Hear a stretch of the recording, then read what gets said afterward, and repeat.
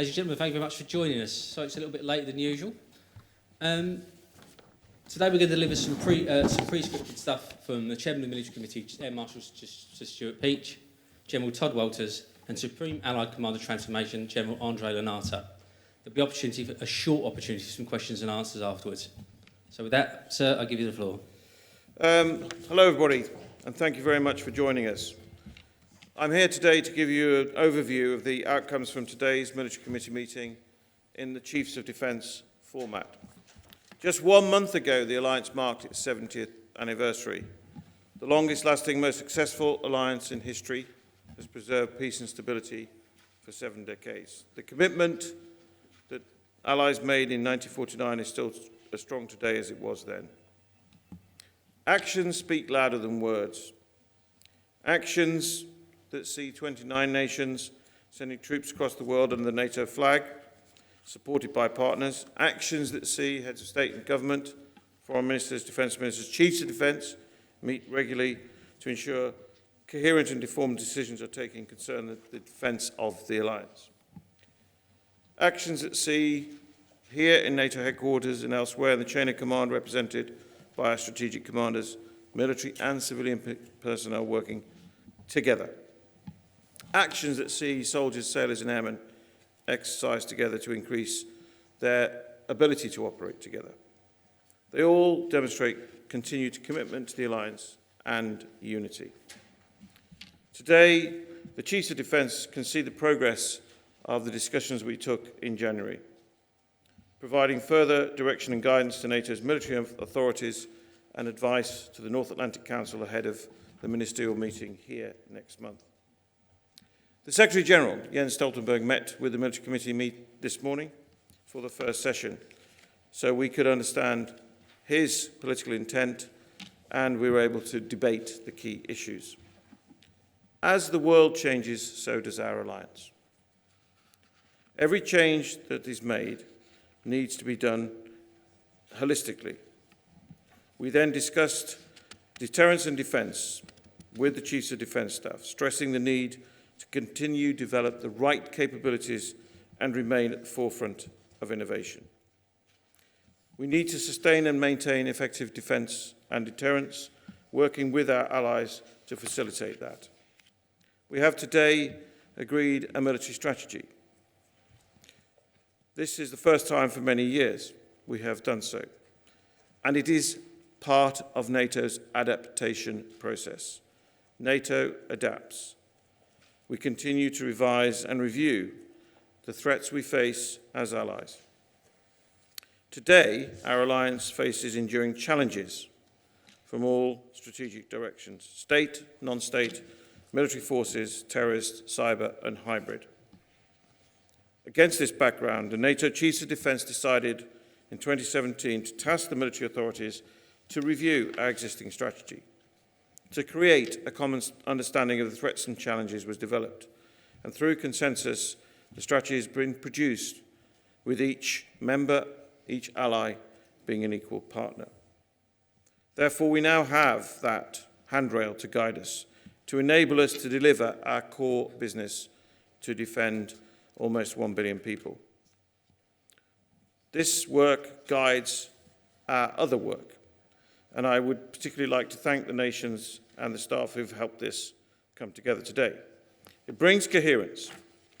Today also we looked at how we work together with the European Union, and I invited the Chairman of the European Union Military Committee, General Claudio Graziano, to join us. SACEUR, my friend Todd Wolters to my left, is responsible for the command of NATO military operations. And in the case of any aggression, SACEUR is responsible for executing military measures within his capability and authorities to preserve or restore the security of the alliance. The Military Committee today discussed the need to create the conditions to support and enable SACEUR to fulfill his mandate. This requires us to think across our allies and across our governments. We note that military mobility is an important topic both in the European Union and NATO. Therefore, the efforts within the European Union on military mobility and NATO's work to enable SACEUR's area of responsibility are mutually reinforcing. Today, we also were joined by General Viktor Moshenko from Ukraine, and we discussed the continued support we offer to Ukrainian armed forces, their transformation and reform. We note the challenging security situation, and we welcome the commitment of the Ukrainian authorities to continue to reform. Last but not least, we focused on a discussion with our Mediterranean dialogue partners as that partnership celebrates its 25th anniversary. This helps us to boost trust and cooperation between those members and strengthens their defence capabilities and helps us to address our wider security challenges. We welcome their dialogue with us and we recognise their valuable contribution to NATO's operations and activities.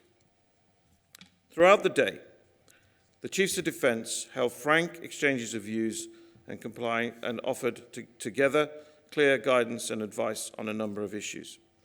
This advice is crucial to allow the NATO military authorities to continue to deliver the advice to political leadership supporting NATO's adaptation and our three core tasks of collective defence, crisis management and cooperative security. And with that, I hand the floor to SACEUR. It's great to unite with two dear friends and patriots, the Chairman of the Military Committee, Stu Peach, and the Supreme Allied Commander for Transformation, André Lanata. It's an exciting time to come together to talk with the Allied Chiefs of Defence about what the Alliance is doing, where we are going, and where to apply focus and resources.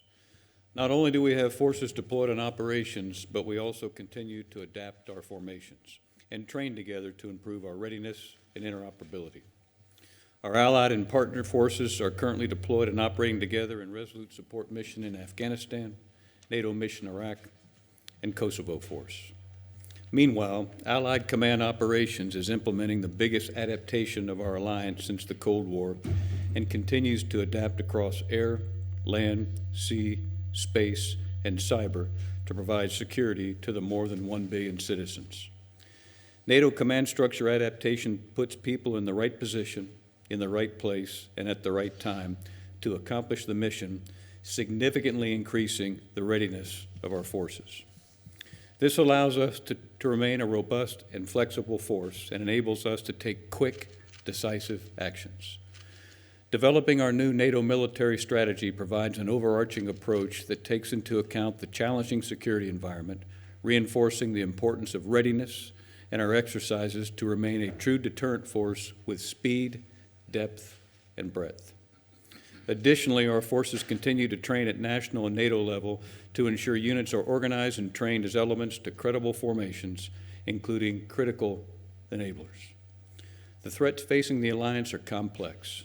The past 70 years reminds us all of the challenges we have faced together and our collective success in preserving the comprehensive defense for the Euro-Atlantic area. The ability to change as the world is changing demonstrates the strength of our allied forces. With that, I will turn it over to General Lanata. Thank you, Todd. First of all, I would like to welcome General Todd Wolters, and I would like also to warmly congratulate him for his new position as Supreme Allied Commander in Europe. General Wolters is a friend. We already worked together when I was the Chief of the French Air Force, and I'm very happy to continue to work with him today. ACT that have the privilege and the honor to command as of last September has established through my predecessor a strong relationship with ACO and the military committee. My teams are working daily and closely with NATO headquarters and ACO staff members on the entire spectrum of military concerns. As you know, we have evocated during these sessions today major topics and challenges that we are confronted. One thing is essential today, that NATO must stay prepared for these numerous challenges. If SECURE is able to tackle these challenges today, it is because our current capabilities have been developed more than 50 years ago. and this is expressly the role and the place that Allied Command for Transformation conducts to keep the alliance's edge. The ACT battle is already engaged. After a few months as NATO Supreme Allied Commander Transformation, I measured how ACT, as a major innovation driving force within the alliance from some years now, leads the efforts to renew our approach to capability development. The speed and impact of technological advancement in defense is impossible to ignore.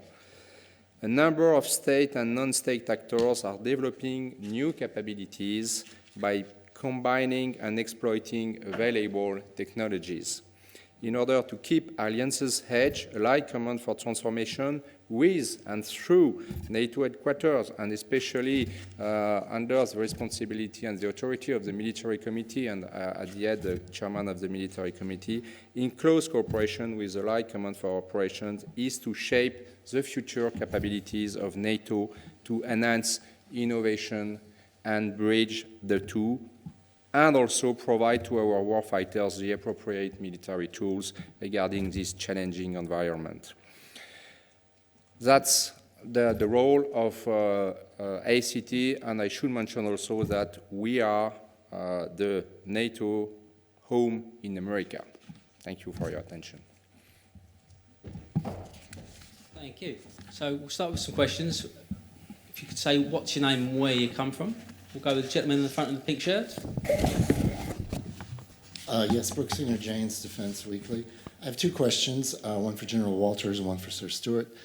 General Wolters, what is the current status of NATO's training situation in Iraq, given that several of the countries have pulled their personnel from the mission, or at least from the activity? Who's doing the training right now, and if no one is, when do you expect that to resume?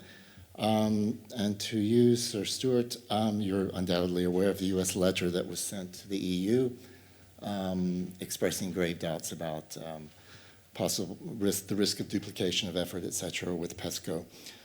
You've had opportunity to discuss that yesterday. I think you were there at the Chad's meeting of the EU, and of course you had Graziano here today. Do you share that view, which was expressed in the letter of NATO's largest ally? Thank you. Let me start with NATO mission Iraq. As we speak, the mission is ongoing.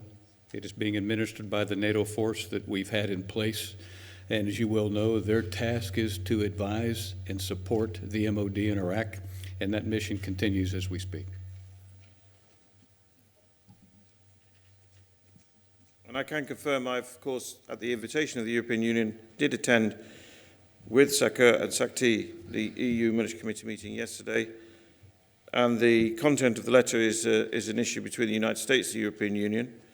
We in NATO continue to work on 74 different areas of cooperation with the European Union, and we continue to explore ways as the European Union develops its future plans of working with them. Just to follow up, it seems that if the largest ally expresses these concerns, I'm not asking whether you pass judgment on the letter, but whether you share those concerns. Well, we continue to work with the European Union and develop how these modalities, how it will work when they develop their plans, how we will work together. But to suggest there's any friction is wrong. There is no friction between me and the chairman of the EU Military Committee, and we've been together on 2 separate days this week. Lady in the red scarf. Thank you, Irina Sommer, Ukrainian news agency Interfax Ukraine. Sir Stuart, can you please give more details regarding meeting with Ukrainian general? What kind of question you had, or Chief of Defence had for him? Did you actually, it was interesting if some changes are possible because of a new president in the country? And question for Secure, please. As for newcomer here in NATO HQ, can you please give us your vision, your assessment regarding situation in and around Ukraine, like for example in Donbass and Crimea? What do you think about that? Thank you. First of all, the engagement with partner Ukraine was long planned, and the General came to give us a briefing and his impression of the situation. And the particular focus, as we have on many occasions, is, as I suggested in my remarks, to continue to discuss the ongoing defence reform process and to improve coordination between allies and our partner Ukraine. As for General Mizhenko and the future of individuals with the Ukrainian armed forces, that is clearly a matter for the Ukrainian authorities. With respect to what takes place from a U.S. perspective with regards to supporting Ukraine, as you're very familiar with, the robust exercise and training events that we have embraced for the last several years will continue and grow. And those engagements have been very, very productive.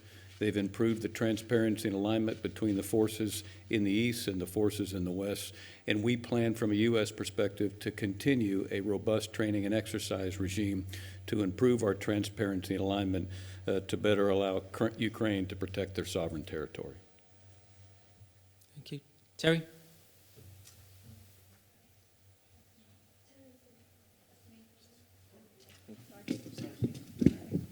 Hi, Terry Schultz with Deutsche Welle and NPR. For Sakur, and if anyone else would like to answer, what kind of concerns do you have about the situation with Turkey and the S-400? This has been going on a long time, but now there's a deadline of the second week of June for Turkey to make a decision to stop this sale or be cut off from U.S. equipment. What are your expectations for a resolution here? We remain very, very focused. You never know what the future will reveal, but we obviously have a nexus and a conflict with respect to the utilization of an F-35 in the vicinity of an S-400. Certainly the United States and certainly Turkey have expressed their opinions. Those negotiations are ongoing, and we'll continue to work as best as we possibly can to ensure that we continue to maintain the appropriate relationship that exists between two great allies in the United States and Turkey, and the fact that Turkey remains a very, very strong NATO ally is important to all of us. Gentleman in the middle. Nawab Khan from the news agency of Kuwait, Kuna. So in your discussions with the Mediterranean partners, was there a reference to the situation in Libya? And what is your assessment of that situation? Thank you. There was not an assessment of the situation in Libya. The conversation with our partners, and it is for them to comment on their individual perspective, was about capacity building, support from the alliance, and to commemorate 25 years of partnership. And as for the situation in Libya, we continue to condemn the violence and seek support for a ceasefire. Front row. Nick Fiorenza from Jane's in London. For Sir Stuart, could you please give us the main outlines of the military strategy, and will there be some form of it which will be published? We don't intend to publish it in accordance with long-term standing practice in the alliance. And in terms of the outline, the content, as you would expect, is a traditional military strategy, but in a very much a modern format. And we have worked on the document, and it is a document, I can confirm that, for several months. But I'm not going to go into details of its content. Thank you. Gentleman, middle row, blue blazer. Yuri Shiko, Deutsche Welle. I have two questions. First question, you said about reforms in Ukraine, so that you discussed this. Could you tell us a bit what you expect, like in this year, from Ukraine in the reforming of its armed forces? And the second question is to Sakur. The question is, could you explain us what is your position towards Russia? Thank you very much. On Ukraine, we continue to discuss reform and offer allied advice and support to Ukrainian armed forces in that process. And we continue to be impressed by the amount of reform and the quality of that reform that's been undertaken. And any request for individual details and tactical disposition would be for the Ukrainian military authorities. With respect to Russia, we have two key thoughts. We're strong on defense, and we're promoting dialogue. As all of us well know, Russia's demonstrated a disregard for the sovereignty of its neighbors. We understand that. But what we do know is from a NATO perspective, we defend our sovereignty, and we take that obligation very, very proudly. One more, gentleman.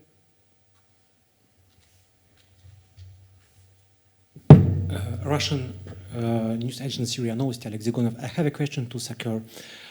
Do you have already some specific plans for contacts with your Russian counterpart, Valery Gerasimov? Thank you. The practice that's been in place previously will continue. At my level, we engage in safety deconfliction dialogue, and I suspect in the future we will continue to do so. So it is to be determined. Right, any more questions? Thank you very much.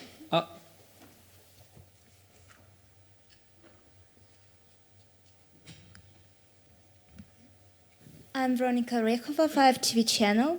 Ukraine, whether Russia is afraid of NATO, for NATO, and what are specific measures of NATO support of Ukraine? Well, the role of NATO in support of Ukraine is to coordinate and support the reform process within the Ukrainian armed forces. And that's it. There's nothing hidden or secret about it. And NATO's role in many decades of its existence is to offer that process of coordination, convening authority, bringing 29 allies together. And about Russia, whether Russia is a threat for NATO? Well, that's a subjective question. The role of this alliance, and has been for 7 decades, is to deter and, if necessary, defend. So it's vital that we continue to offer credible deterrence. Thank you all. Thank you very much.